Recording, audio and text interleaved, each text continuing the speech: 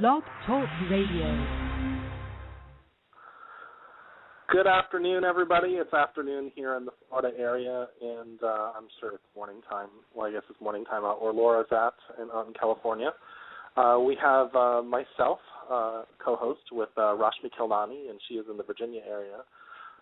She is the author of the book The Divine Mother Speaks, The Healing of the Human Heart, and of course, most of you, and we have Laura Eisenhower on the line, who is a beautiful woman and is doing tremendous work out in the community as well as everybody else on the line. Good afternoon, and good morning, ladies. How are you? Great. How are you? I'm wonderful. And Rashmi, how are you? I'm good. I'm looking at the Blue Ridge Mountains of Virginia, so I'm sending you this amazing energy on a very, very beautiful day here, looking at these very blue mountains. So a big welcome to our listeners to the August segment of 2013 and beyond, From Fear to Love. And it's so exciting today because we are going to be talking about and bringing in the energy of the divine feminine energies within our hearts. So maybe we'll just take a moment to chant Om and connect to our inner space and bring in this energy which is already within us. So let's just take a deep breath in. Is everybody okay with that? Mm-hmm. I'm okay. Okay, let's breathe in deep. Sorry, Jeremy? I said I'm okay with it. Let's do it. Okay, let's just take a deep breath in and chant Om, connecting our heart to the heart of beloved Gaia. Breathe in deep. Om.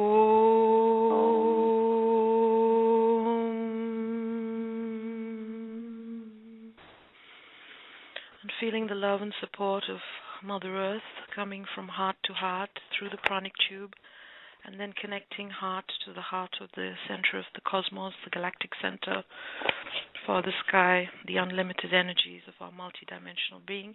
Breathe in deep from heart to heart.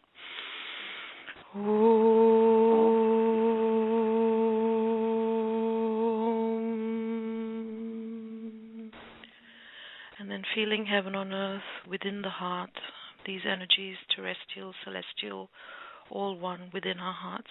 Taking a deep breath in, chanting Om, and then on the out breath, opening the 1,000-petal lotus of the heart within love and protection.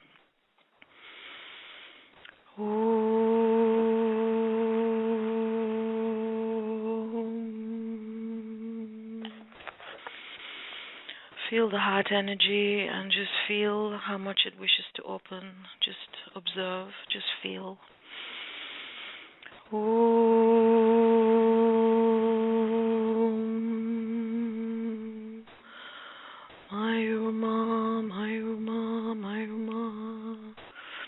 And then feel this amazing, empty, void, nothing, celestial womb of the Divine Mother energies within you, the void, the pure potentiality from which many time-space continuums, many manifest realities can occur.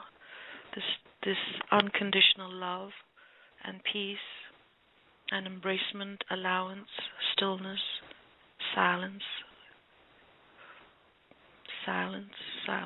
and then we can slowly come back into the space of this show, feeling grounded and connected, expanded and centered in these amazing energies on this awesome day today when so much is happening astrologically, celestially, within and without. So maybe Laura would like to tell us a little bit about that.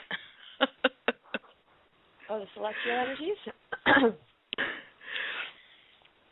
Well, yeah, we've had quite a couple weeks. We've had the Harmonic Convergence. I believe that was the 25th and 26th, and then the Star of David alignment on the 29th. And we're coming out of an interesting week with some cheer-on aspects to Mars and Venus. So maybe people have found this week they've been healing a lot of wounds connected to maybe stuff that comes up in relationship or relationship with the self. And over the weekend, great angles between the Sun and Uranus. So this is a great weekend to feel uplifted and inspired and safer in one's own skin and less needy to anything in the external. So that really starts off our next week, and I'll be putting out an astrology report for that today, actually. Yay! So I haven't really delved into it yet. So yeah, and especially these patterns around family, and I think that's not just blood family, but also interconnections and soul connections, wouldn't you say, guys? Yes. Absolutely.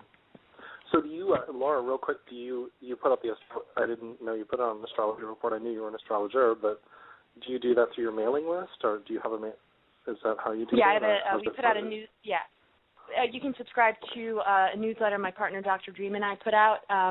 You can find it on my website at cosmicgaiasophia.com, and every Monday I do a weekly report for all signs. And we, list our events and radio shows and stuff like that. I'm signing up for that today. Oh, excellent. You guys out there listening, make sure you sign up for that, because that was something I didn't know, and I've been on her website and did not see that. So very good. So I would like to talk about, we just kind of went, I know we're going to be going into the Divine Mother. I just had a real quick question, because now you just talked about the convergence over the past couple of weeks. We've had an interesting few months. We've had, 1, 2, 3 supermoons since, was it May, June, and July, which were pretty significant. Right. And it was interesting you should talk about family this last week, because my mother's birthday was the 23rd of June, and which was one of the supermoons. And then, of course, her energy this week has been coming in really strong, and I've been posting pictures of her and stuff like that. She had passed away a little over a year and a half ago. So when you talk about healing, I've been actually, I don't necessarily think grief is something that we should run away from. It's something that's very healthy, And healing is feeling, for sure. We have to feel our feelings a little bit. Absolutely. So I'm glad that you brought that up, because that's something out there that I want to just throw out there to everybody. If you got some things, it doesn't have to be the grief of the loss of a loved one. It can be grief of the loss of, a job or a lover, a relationship ended, anything, and you just got to allow yourself to feel and heal from that. Because we actually have a caller called in where we're doing the meditation and connecting. It's from, I believe, the California area, because the area code based on where we're calling from. But give me 1 second, I'll bring them on the line. Hello, caller from the 805 area code. How are you? Hi. Is this me? Good morning. Hello. Oh. Good morning. Hi. Hi. Good morning. What is your name, darling? My name is Tessa. And Tessa from Facebook. We've been... Hi, how are you? Hi. Great to have you on the show, another beautiful goddess. Oh, yeah, no, thank you. I'm really looking forward to the show, and I've really been enjoying all your interviews, and I think you're awesome. And so thank you so much. I'm so grateful for you reminding us of what is really going on in the world and in our world. So, thank you. Absolutely. Do you have a question about the goddess energy? Well, I'm sure you're going to be talking a lot about it today. Not specifically, but I guess my understanding is that it's just that it's a new time that we're coming into. It's in both male and female. It's the balancing, I guess, the balancing of the yin and yang and really becoming whole. But I'm sure I have much to learn from you guys. So maybe later on I can ask something if absolutely. You still have callers. All right, well, thank you so much. And thank you for calling in. Thank you. Can I listen? So, Laura, in your busy, wonderful life where you're out there so much serving humanity, how do you find it easy to be a mother and to have the radio show and do the healing and traveling and speaking and still be able to balance it with this lovely energy of just being and being still and feeling and, do you find that, a challenge? Well, it's got its challenges, and I make sure I, spend plenty of time with my kids, and I bring them to events, and it's amazing because they're really into all the stuff that I'm into. They are educating their friends about chemtrails and geoengineering, and They watch videos and keep up with, the alternative news, I guess you could say. So I get to mix it all. And so when I do session work, I'm focusing a lot on families and relationships, and so it always enriches me and assists me to clear, any of my stuff, because you're just in that flow constantly of just working energy when you do it for others. So it keeps me always focusing on what counts with my inner work and my relationships. But yeah, at times it's a little bit challenging, but my kids are my priority and just family, so they know that, which is good. They're really beautiful boys. Now. Well, thank you so much. They're beautiful boys, and they're twins, because I have twins in my family. My brother and sister are just a little younger than me, and they're twins as well. Oh, cool, yeah. Yeah, it's really, I love it. They're 15, they just turned 15, and they're just, really, really close. And I'm just really glad they have each other, because they're navigating this weird world and getting a different sort of, set of information from their teachers and from society, and then they've got me and Dr. Dream as their parents, and it's they're just like, whoa, okay.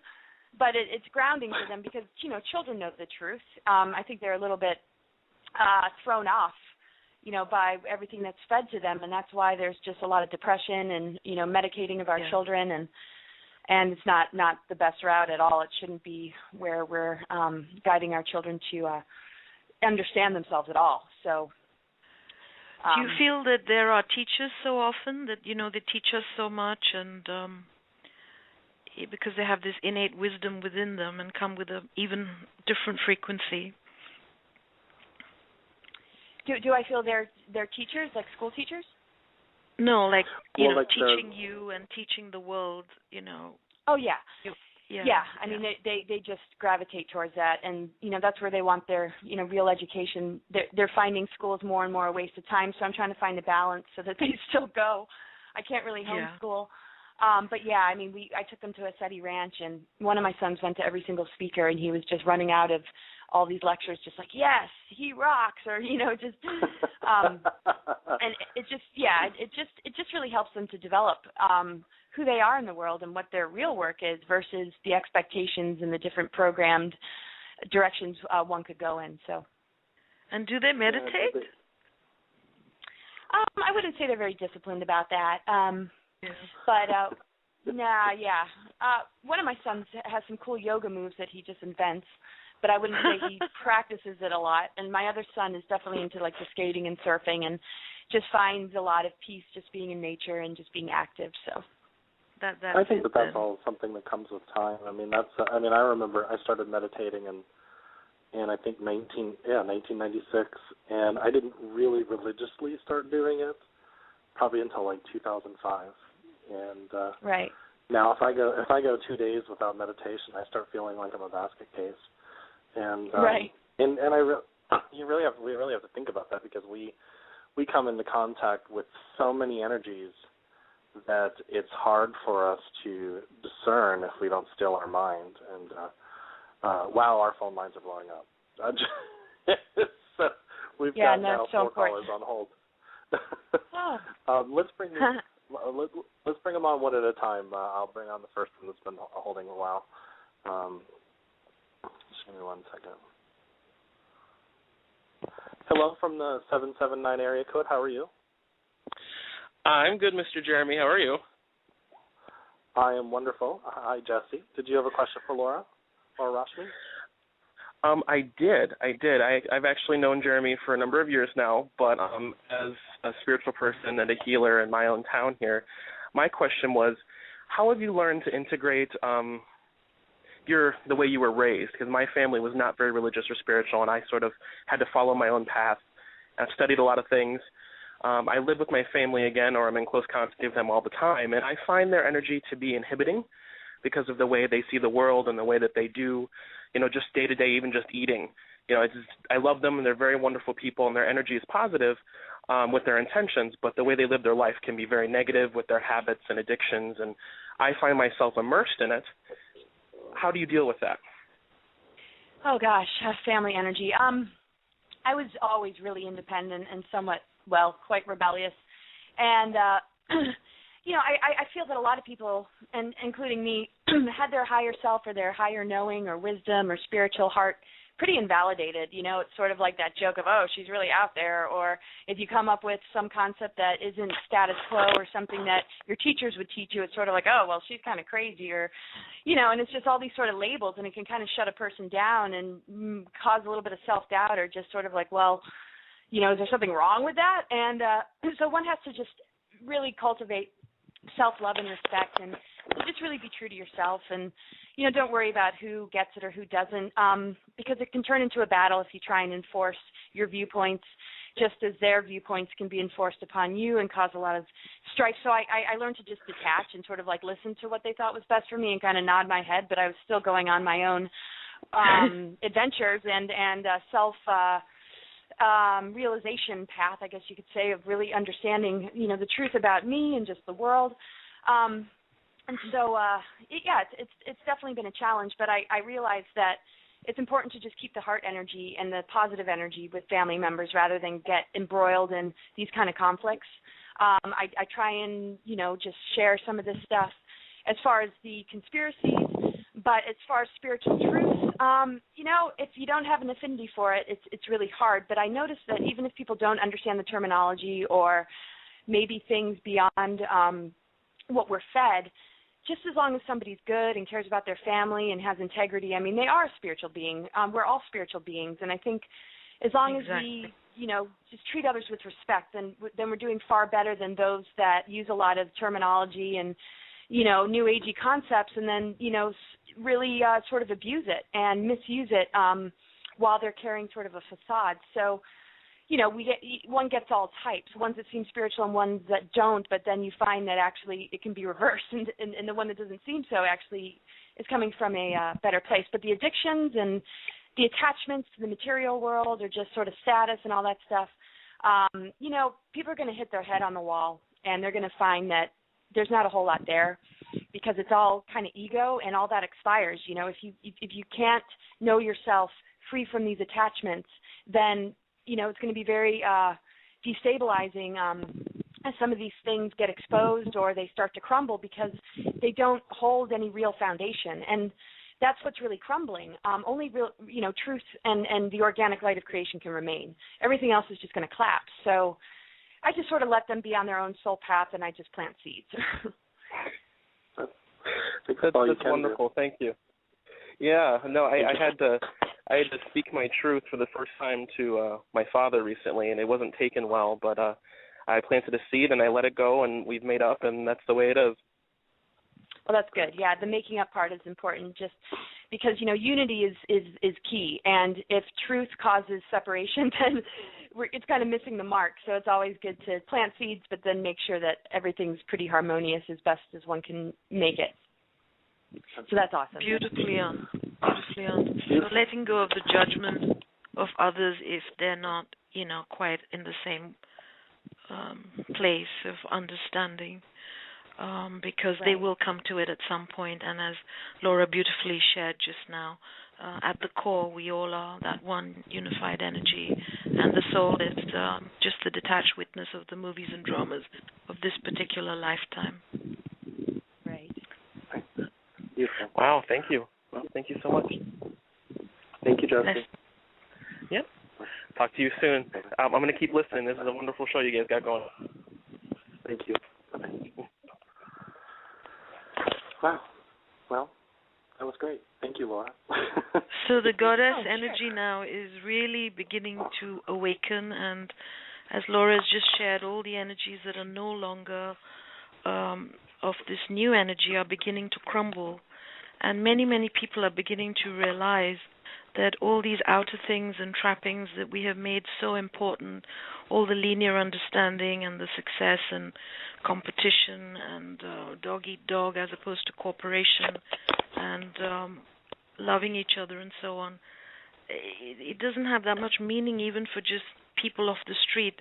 Are you noticing that, Laura, more and more as you move around? Yeah, definitely. And I think, it's the more we own it on the inside, the more we're going to notice it on the outside. It sort of stands out Whereas when we hold on to, fear, anxiety, or just anything that sort of keeps us in that judgment, everything just, seems dark. So when we start to just really just hold a vibration that feels good to us, we tend to have it stand out, just like pregnant women always notice pregnant women. And I kind of use that as an example because we notice the things that we embody, and we also notice the things that we resist. And so it's not like the outer reflection all of a sudden magically shifts, but what we attract to ourselves and what we pick up on can shift because it's our perception that changes everything. And so I found the more I free myself on the inside, the more I kind of run into lighthearted and open people that are much more friendly. But when I was kind of like constricted and sort of in pain and just like, this world is so weird, I just saw a lot of things to reinforce that feeling. And then I just kind of snapped out of it. And I was like, you know what, this is not the right energy to hold. Just be what you want to see and forget the rest. Who cares what anybody thinks? So I think that's a part of it, but also just the fact that we've got whistleblowers, we've got just the internet filled with all kinds of stuff. I think people are scratching their heads and saying, okay, well, maybe there is something to this. But, of course, it requires a lot of inner work to have discernment to be able to shuffle through all that information. But I think, the clamps are coming down harder on some people that don't want to, grow or wake up. I mean, They're getting more and more immersed in the addiction matrix, but a lot of people have just really freed themselves, and they're just really on the path of, transformation. So, it really depends on the person, but I think as a collective, we've made huge strides, maybe not as great as some would hope, but certainly not as bad as it could be. Definitely, and this going within is the key. So the outer amazing information is so with many of us and easily accessible and for free. And many of us, like 99% of the work I do across the globe, is totally free now. And I hope that it would continue to be like that. And many of us are just freely sharing with each other, which is where we're going now. So, but this going within is just so important, and that's one part that sometimes the people, as Laura was just sharing, in the so-called spiritual world, forget. Whereas I find very often that some of the most amazing, loving souls are just normal people, in just without all those titles, without all the great, this mastery and that modality and that healing and so on. You're just with them and you feel that love. And in India, sometimes I find that even the beggars of the street, they may just have 2 rupees, but they'll share half a cup of tea with you, So there's sharing no matter what. And it's not just because I was, born to Indian parents, because I've lived across the globe in this lifetime and through lifetimes. And some of us, like Laura and I and Jeremy, were born probably with this energy of knowing about the heart and feeling that heart energy and knowing we were coming into quite a dualistic reality, but somehow we were going to get through whatever it took to hold that frequency, even if we got called nutty and stupid and all kinds of other things, because ultimately those people doing that are beautiful souls. It's just that they've chosen to play the role of Team Dark, and it's time to embrace Team Dark because that's the only way forward, because ultimately it's all one. And this dark light, we have to look at that dark within us. And no matter what level we've reached, I've now taught Reiki masters across the globe and and written these books, The Buddha Speaks, The Divine Mother Speaks, now Shiva Speaks, Mahavatar Babaji. But it doesn't matter. There's always another layer within us that we can heal and still realize at the same time we already are perfect. To start off with, we're already enlightened. We're already multidimensional. We're already in all the different dimensions, 5th, 6th, 7th, and ultimately beyond that, in that unmanifest realm of nothingness, of the black hole energy, of the womb of the Divine Mother. So what would you say, Laura, about this energy of nothingness, which scares a lot of people? Oh, I think it's such a beautiful place to be, and I think it scares people. Just like you said, people, have a difficult time because maybe when they sort of ridicule spiritual beings, it's because they're threatened. They're threatened by their freedom. They're threatened by the fact that they might not go along with belief systems that they have been conditioned to adopt. And it's very much represents a shattering of their foundation. It can be very painful. And so when they start to feel that growth come upon them, it's like very scary, destabilizing at first. And it's sort of bringing one into the dark night of the soul, because that's kind of how we deprogram, is to face ourselves, in that darkness, sort of stripped from everything. And it's very part of the inner shadow, journey. The inner shadow. Yeah. Yeah, and so when one dissolves into that nothingness, that's really that 0 point energy. It's freedom from, ego without getting rid of the ego. It's free of all the hooks and all the traps and all the duality that the ego can cause us to process and react to. But in actual fact, when the ego serves the higher self, it's when we can bring that light into the physical manifestation and start to change, the physical world around us. And so, that nothingness is the womb energy, and it receives the seeds of our higher consciousness. And so when we embrace the mystery and we expand our minds and our consciousness and we utilize our imagination, we become extremely creative, and we become a part of this co-creation process. And that's the great birther. I mean, the men and women, we all have it. And I think, at first it's definitely scary, because we're taught to give our power away. We're not taught to go into those inner, journeys. We're not really counseled when we're in the dark night of the soul. We are usually told to go to a psychiatrist and go on meds. So it's a bit challenging. It's also scary because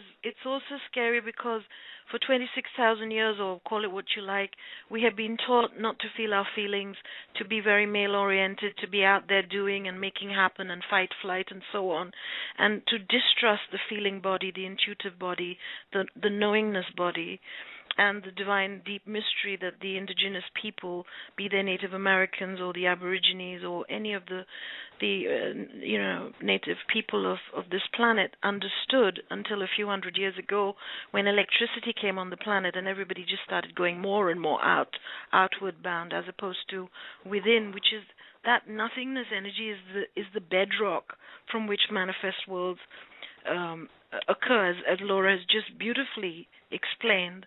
And we are all broken-hearted, and we're all sailing in the same boat. We've all had many lifetimes of being knocked down for being in the heart energy and being burnt on the stake and all sorts of stuff. But now it's the time of this wake-up time. It's the time to connect and have the trust in that feeling body, even if it does destroy the outer world as it is, to create the new, which is amazing. But our feelings won't kill us. They'll actually heal us. And that's the deprogramming that we have to do. Would you agree, Laura? Yeah, Jeremy? Absolutely. We don't want to we don't want to run from our emotions. We are made of the 4 elements: earth, air, fire, water, and if we don't honor our elements, they get contaminated and they get internalized and they become toxic. And so our inner clearing, affects the outer clearing of the elements, where the waters have been polluted and the airs have been sprayed and the earth has been stripped from her resources. When we gain our ground on the inside and we do that inner work, we send out a frequency that begins to regenerate what we see on the outside. So without doing it within, we're contributing by staying repressed and in fear of ourselves and invalidated for having emotions, and we got to hold space for each other. And if we can't get it from others, we got to hold space for ourselves. Well, I think so as we slow down, we connect to these elements. Sorry, Jeremy? Yeah. I was just saying that nothingness, or that space, or that stillness, that centered space, why that's so important in going within yourself is because then you make very clear, focused decisions. You discern. You're not making decisions on impulses. You're not making decisions on your addictions. You're not making decisions based on what you feel you have to do. And because it's interesting to watch even people in the new thought community, or that are metaphysical, or the people that I work with for healing. I do a tremendous amount of soul work, and when they come and they sit in front of me, I hear them say, well, a psychic told me this, and, this person told me this, and this book told me this, and this book told me this, and I thought, and I said, stop. What does your heart tell you? What does your soul tell you? And they're like, they're psychic. They're really, really good, and they have a 90% accuracy rate. I said, well, then that's no different than you sitting in front of your iPhone. Because, yes, there are psychics, and healers and teachers and astrologers and everybody else have a very strong place within oneness, but when they are in this flow, but if you're not centered in yourself, and that's still looking to the outside of yourself to find yourself. Like I had somebody recently say that a psychic told them that they didn't need to have a job, and but they were starving, literally, and were getting ready to get kicked out of their house, and because they were going to get evicted, and they didn't have enough food to feed their children. I was like, yes, but right now, I said, what does your heart tell you? And I wasn't against the job. I wasn't against, right. And I said, maybe one day you won't need that, but what is it? What is it? The path of least resistance, and where does the flow go? What does the flow of the river go right now? That's such an important right point, this validation from the outside that we've needed for 26,000 years, from the outside authority figures, and whether that's parents or teachers or, in the New Age movement, my guru. Well, it's okay to have teachers and all the rest of it, as long as those teachers take us to the empowerment within ourselves and to help us to begin to reconnect to that wisdom and intuition and that oneness that every archangel and every ascended master and every aspect of the goddess is us, that the devil and Hitler and whatever is also part of that same oneness, and that, we go within and begin to understand that inner landscape from which everything else on the outside then just is a total synergistic, blissful state. Yeah. Yeah, when higher consciousness, when we're really... Yeah. Oh, go ahead. No, go ahead and finish, because I was going to redirect the conversation, but finish your thought. Oh, yeah, I was just going to say, when we're in that sort of inner peace and in our divine center, everything in our body comes into alignment as far as, balance. And, that's why it's so important. Anyway, go ahead. Well, I was just, and I kind of just lost a little bit of the train of thought, but I was sitting there focusing on when we're, because obviously the three of us speak truth, and Laura, you're a whistleblower and you're bringing a lot of truths forward, and Rashmi, you're teaching a lot of healing, and I'm teaching a lot of healing. What I find very moving is that the three of us are empowering, and I think that's, Laura, the first lecture I heard you speak. You weren't just teaching the conspiracies or being the whistleblower. At the very end of it, or halfway through, and you said, but all of this, something along those lines, was is basically great, but you have the power within you. And you have the power within you to change your life and be happy and be empowered, but you do that through truth. And I know, Rashmi, you teach the same thing. And what I find is very difficult, it's not even really difficult, it's just we're just speaking our truths. But it's getting that place where people actually have a switch that flips in them, where they finally realize, I am not disempowered, I'm very much empowered. And then their life becomes happy, blissful. I think the last time, Laura, and you and I talked, you mentioned there was a place where you were very depressed and very sad, and then you finally realized that your career and your love and everything was just going to come naturally. You knew those things were already going to happen. You just needed to focus in on the moment. And I think it's important for all of the listeners to hear, is that, as they're out there doing their inner work, eventually there's going to be a shift, that as Definitely. long as we continue to go gradually.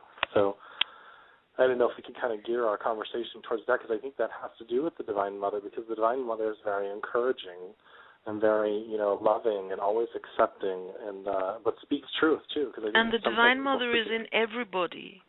The Divine Mother is not something, it's an archetypal energy that exists within everyone. It's time to integrate the right and the left hemispheres of the brain.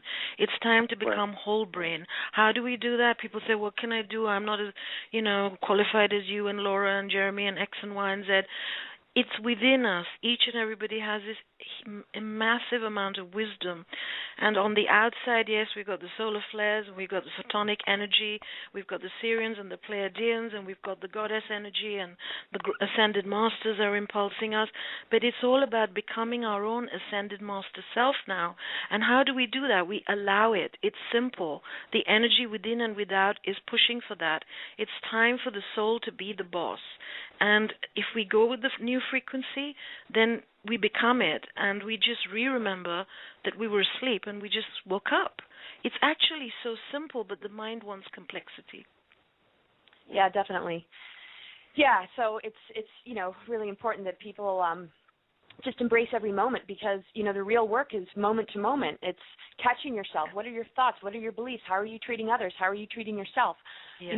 How are you honoring your body? How are you honoring your feelings? And it's every moment we have a chance to restore, regenerate, balance, and in every moment we can also get in the way of ourselves and create a lot of issues, but in every moment we have a choice, and that's what's really important to know, because there is nothing that we all have that others are lacking at all. That's why I think it's very dangerous when people give their power away to psychics and gurus, because to me they're just doing the same thing that the governments do. And I'm not saying about the teachers or healers, but it's the same sort of relationship, that government and religion and these false power structures do, is you listen to what they say and then you adopt it as your truth. And, anybody that's really helpful is going to turn it on the self to answer to, and it's about not having judgment. It's not having judgment of the positive and negatives in our life. It's to understand the wisdom of our experience and everything under the sun that happens, and to be and I people say be the observer, and I know that gets a little old, but it's so important to just notice the duality outside of ourselves, but own and embody the balance within ourselves, because then it starts to unify these polarities, even outside of us. But if we are the effect of it, and if we're going on a roller coaster ride because this happened to us or this didn't go our way, then we are stuck in the duality, and we're not holding ourselves as the changer or the shifter of those forces, which we need to do to restore our DNA and to move into higher earth energies. That's right. And this blame-shame game has to stop now. So it's, we have to stop saying, well, I'm a victim and why is this happening to me? We have to understand that every single person on the planet right now is going through initiation after initiation, moment to moment. The soul of every single human on this planet is now intensifying the energy so that they begin to wake up, whether it's through laughter, hopefully, which is the best way forward, or through suffering. The laughter is that everything ultimately is the cosmic joke. We call it divine Leela in Sanskrit. It's all appears to be what's happening. It's a holographic reality. And within that, we've chosen on soul level who's my mother, who's my father. I chose that I was going to be conceived in Egypt, that I was going to spend the first 6 years of my life next to the great pyramids of Giza, that I had come down from Venus, and that, I was a Hathor being. But am I just a Hathor being? No. And ultimately, I'm nothing. I'm no one. I'm nowhere. And that's the reality for all of us. That's what the sages in India understood through eons. So, guys, you can take back your power. You can realize that everybody's going through stuff. You cannot, it's best not to overgo through the dramas of your life, but to just share them a little bit and be intuitive and be in the moment, and don't expect black and white answers, but realize you chose everything. You are the actor, director, screen, producer, writer of the movie of your life, and you can shift it within a moment now. The energies are so with you. Yeah, and you can fire certain characters in your life too, and press the delete button. You can do that. Yeah, that's what we do in healing. I just had a good conversation with I don't know I know Rashmi's heard of him, but I don't know if you'd heard of Amit Goswami about a month ago, and we were talking about. He said there's a really what we want to be is we want to be in do. In other words, you're in beingness, but then you do. You're in beingness, and then you do. And he was talking about it on a quantum physics level, that's what he is, a quantum physicist. But what he was trying to say is that we're in beingness, we're in that empty state, that stillness, and then we get a motion or a flow to do, and then so we know where to act. And I know there's a flow that happens when I'm in meditation or I'm in stillness, and and I start getting this feeling. It's not necessarily always a word or a voice. It's just a feeling of you're getting ready to start doing this, and and I'll even say in my mind, I'm ready to speak for you, and I'll start getting phone calls. Hey, can you come and speak at this church? Can you come and speak at this expo? I'm like, oh, that was really cool. And but some people would say that's manifestation. I don't really think we need to call it anything. I think it's just like you're in a state of beingness, and then you make a declaration or an intention, and the universe responds, because then you go into the do part of that, do be, and it's kind of a funny. It makes you kind of chuckle when you think about it, when you think about how he says it. But I just thought it really went along with what we're talking about, kind of a flow of how we do things. And well, at the center, nobody's actually doing anything, which is what the second book I've channeled is. The Buddha Speaks to the Buddha Nature Within, which is about non-doership. The more we become what Laura just described as the observer, and I call the detached witness or the sakshi in Sanskrit, the more we can allow the doingness to happen at the periphery. Ultimately, everything is in the nothingness energy, and if we really make that strong within our vertical plane, connecting to heaven and earth and the heart energy that we did at the beginning, as we strengthen that vertical plane, go into the nothingness within the vertical plane, then in the horizontal plane things happen, but it becomes synergistic, it becomes blissful, it becomes ecstatic, and it becomes all-embracing. So, my father was murdered by our servant in Bombay, and he was the editor of the Times of India newspaper. But I was able to have the grace, it just came to me, and I thanked Jesus at the time for total forgiveness of the guy who killed my father, because I realized at that point, the 13th chapter of the Bhagavad Gita, which I hadn't understood all those years, but it came to me that I am not the field, being the mind, body, and the intellect. I am the knower of the field. I am the detached witness of the mind, body, and the intellect. So I was able to understand that there were many lifetimes and there were many reasons for whatever had happened, and that ultimately I was not condoning what happened, but the grace to forgive it came, and that released me. So each and every one of us now, if we can just release the baggage and the storyline and change it to whatever we'd like it to be as conscious co-creators in this Mayan glyph, then we are creating heaven on earth individually within ourselves and collectively as a humanity moving forward into a fantastic golden age, which is a given, and the experiment on this planet now, which is for 7 billion people to awaken to unity consciousness. And that is why all the extraterrestrials and the higher dimensional beings that are one with us are watching this time-space continuum, the sliver of time, because this sort of experiment has never happened before. And the outcome is not a linear outcome. It's up to each and every one of us individually. What, as Laura said, are we going to choose? What do you feel about that, Laura? Yes, we definitely we have to choose, and it's a liberating process. It doesn't have to be terrible, and it's the biggest priority in our lives. We're moving into these higher earth energies, and the vibration is available to us, and we just have to remove the garments that get in the way. And I love everything you say. I so resonate with. I'm like, oh my gosh, it's like we've been talking for years or something, just about similar things. We have. We were connected at the time of the Essenes, and I was also connected to Jeremy at the time of the Essenes. I get that really strongly about the three of us. I also get it's interesting that we are having this show today because we are family, and of course everybody and everything is family, including, as I say, the dark. But there's a reason that this is happening this Sunday, because this soul connections and family releasing of the family constellation patterns is happening right now. And tomorrow, as who was it, Tom Lesher or someone was saying, we're going to come out like these baby cubs, playing, because we've done so much releasing and so much forgiveness of different patterns. So the key for everybody out there, and for all of us, and for myself constantly, is that as I give up homes across the globe, as I give up relationships and whatever no longer serves on the path, I don't recommend everybody do that. Everybody has their unique path. But if you begin to give up all the places, people, ideas, concepts, material things, whatever it is, to empty, to go into this Nephthys energy, the Egyptian goddess of nothingness, of the chalice energy, of holding, then the new can come in. But we can't take all this 3D baggage, furniture, call it what you like, into the fifth and beyond.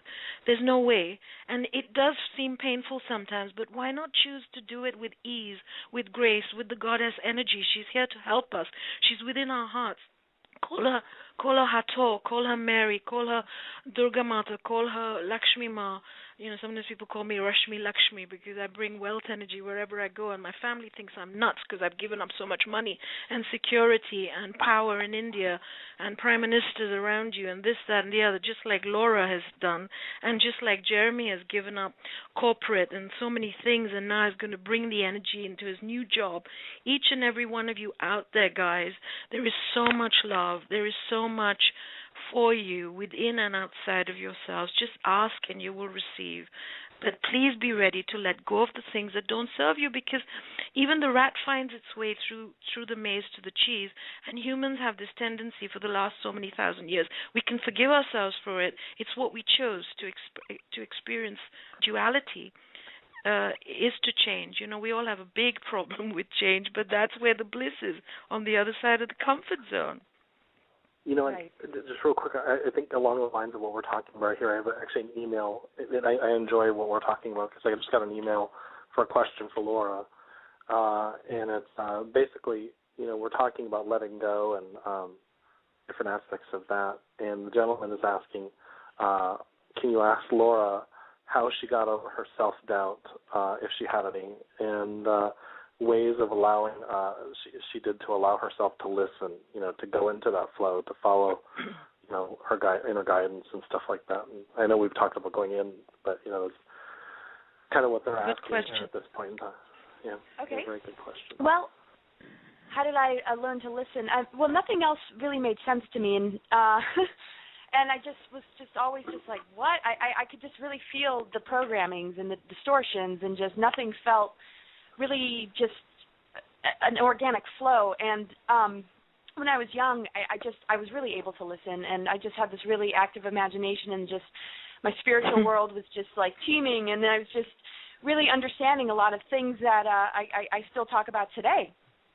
And then I went to, school, and I was not able to pay attention. I had little interest in even being there. And but I understood love, and so I also knew that I needed to take a lot of risks in order to get out of sort of the family controls or expectations.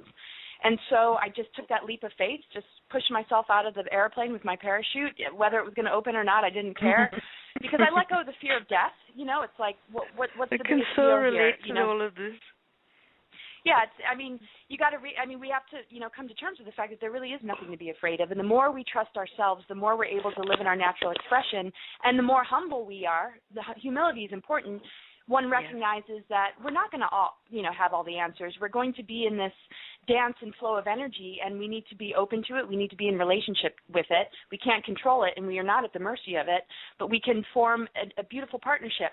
And I had that when I was a kid, and it sort of, there was a lot of blocks put in just from school systems and family, and I just removed them and said, this isn't the way I want to live. I don't care to achieve these sort of things. I don't care to be these labels or this type of person. And I just went on a lot of wilderness journeys. I was on the road for a long time, and I just, allowed myself to just really be in that nothingness, and to really observe nature, and how nature really is the essence of our soul. And it has, whatever we see in nature on the outside is very much what our soul experiences on the inside, as far as how it, regenerates. It goes through, birth and death, and as far as different experiences and just things that we need to remove and let go of. And this whole process is a part of that natural flow of healing energy that always, knows how to restore. And I always say, nature is very, very wild, but it's also ordered. It always compensates. It knows exactly what to do when something gets out of whack. It sort of self-repairs. So even if random things occur, divine balance. Yeah, the intelligence of the web of life is always sort of knowing what to do, but a lot of control forces have gotten in the way of that flow, and so we need to remove those control forces from our own lives and recognize that we are the earth body, we are nature, and we don't want anything to have power over us or to take advantage of us and our vulnerability, and we got to stand up for ourselves on that level. And so it was kind of a life or death thing. I just realized there was nowhere else to go because it was too crushing to, try and be anybody else, and I knew that this was my only way to heal and to survive this path And that's, a blessing because it forces us to be authentic and to really do what we came for, not what we fall prey to as far as what the system wants us to become. Yeah. Yeah, it's funny because we were talking about getting over our fears and getting out there. I took a role of just do it, the old Nike commercial, and it was interesting how that worked out because I would even the smallest little detail or the smallest little thing that we would think was insignificant, I would just make myself do it. And and back in those days when I was like 14, 15, that kind of stuff, I didn't know about the things that we're talking about now.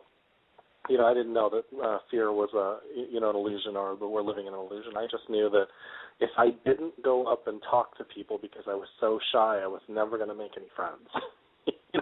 That's all I knew. And if I didn't go and start playing, an instrument, I would never have learned how to play 7 different instruments, and become a musician for a while. And I knew then I wouldn't have been able to perform in front of 80,000 people at one point when I was 19, that kind of stuff. And all that stuff was very insignificant, but it was significant because they were huge experiences that took me now into my adulthood, and I'm able to stand in front of people and not get that nervousness when I stand up and start speaking in front of people anymore. But when I was 15 and even 21, you're brilliant at it. Something people don't know is when I first started speaking in front of people, I was 17. I gave my first speech and I peed my pants in my suit that I was wearing because I was so nervous. And now I can speak in front of 1,000 people and it doesn't even faze me. But now we're like 22 years later. Right. But how when I was a little kid in Egypt, my mother said, "Will you please take my saris back to India?" And I was about 6 or 7, and the twins, they were all going to move back to India. So I agreed, and I got on this BOAC aeroplane. I was, so young. And then on the plane, my mother was on the plane with me in those days. I don't know, they let you get on. And I said, "I've changed my mind." She said, "It's too late now." And that was the beginning of, okay, I'm independent and free, and I'm going to, like Laura says, be a rebel. And school was just definitely, I don't know how I got through it really, except the fun plays and, the imagination part. So we can all, each and every one of us can begin to let go of this conditioning and these different little stereotypes, like if someone says to me, "Oh, you're just a physical teacher or an artist," I hate to be put in any kind of box. And I think all of us are now, multidimensional, and we're also going to, be so many things at the same time. So don't typecast yourself and just enjoy playing, just as we did as kids. We dressed up as this, that, and the other, and we had let our imaginations go wild, and we built sand castles. And at night we just kicked the castle, knowing that new ones would be built another day, and it didn't mean much. It was just the joy of creating, just for the sake of creating. And with that comes this tremendous sense of freedom. And that freedom is, people say to me, "You have this incredible freedom. You go across the globe and you get to do this, that, and the other and make spiritual film, which we're making, and so on." And I say, well, everybody has that, but you've got to be brave enough to let go of things that, that womb, the Divine Mother womb within each and every one of us has to be clear. If it's full of fibroids or pain or angst or resentment or, my mother said this or my grandmother did it that way, so that's the way I'm going to do it, then it's not going to happen. And otherwise, of course, all the magic of the universe is there for all of us. So now we have about 5 minutes left of this show. And Laura, what would be your parting message for us? And the goddess energy right now? Well, just, really embrace the mystery and empower, the creative imagination, because the two together, work miracles. And, really just focus on balancing the masculine and feminine, because that's really where the alchemy happens. And, just recognize that reality is fluid and nothing's fixed, and we're all artists of perception, and we can, really make it work for us. And tenacity and perseverance is key, because, with the feedback you got from that person about you're able to do this and that, I'm sure it took a lot to get to where you are today, just like me. And to just not give up. This masculine and feminine, how would you give one or two tools to our listeners as quick things that they can practice for this balancing of masculine and feminine? Well, we really, kind of touched upon it, which I love. To go within, to understand, your intuition, your feeling body, your just to get really in touch with yourself, and then allow information to come at you, and you'll have a much better gauge at what really should be in your space and what doesn't belong there at all. And it's moment to moment. It's moment to moment, and there's no black and white answer to anything anymore. Right, because the mother is the womb and the father energy is the seed, and so for us to be creative, we have to be, very careful about what we choose to let in and what we choose to empower, because we're going to birth it into our reality, and then we might resent what we're birthing. So we want to be in charge of that aspect of ourselves, and then to enjoy what we don't have any control over, and to recognize, the relationship, just with the elements, just like a sailor has to, the elements are very important, very important. The water and the wind. Yeah. Right. Yeah.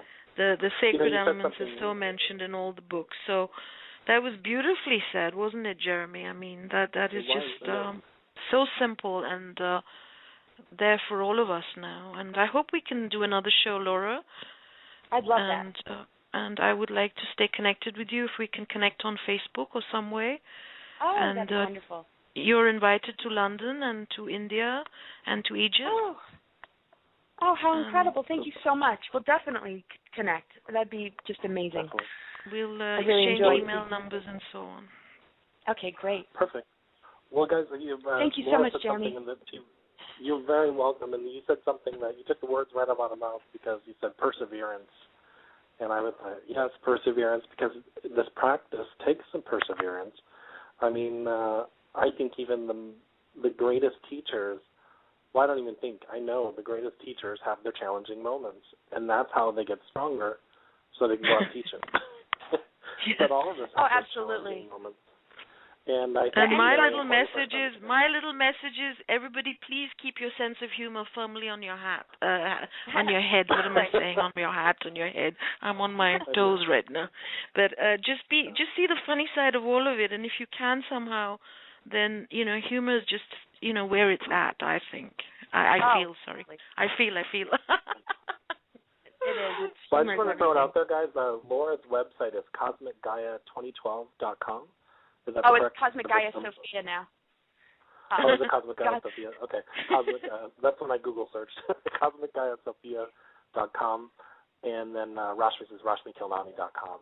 And mine is JeremyMcDonald.net. So, guys, thank you so much for listening. And Laura, thank you for coming on the line with us today. And safe journeys. I think you're traveling next week, aren't you? You're going to be out. Yes, Contact in the Desert. Yes, Contact in the Desert, August 9th to 11th, Joshua Tree Retreat Center. So that'll be exciting. I'm looking forward to that. Wonderful. Well, thank you for your amazing work for the planet. Thank you, Jeremy. Thank you. And everybody, please check out my new book, Shiva Speaks, Conversations with Mahavatar Babaji, all about the frequencies of grace, truth, simplicity, and love. It's an e-book at the moment, but it's coming out in January. And I hope, Jeremy, we're going to do some more work, and you're invited to Charlottesville and the Blue Ridge. Thank you so much, guys. Blessings. Love you. Bye. Bye. Bye. Thanks a lot. Bye. Thank you. Thank you, Laura. Thank you.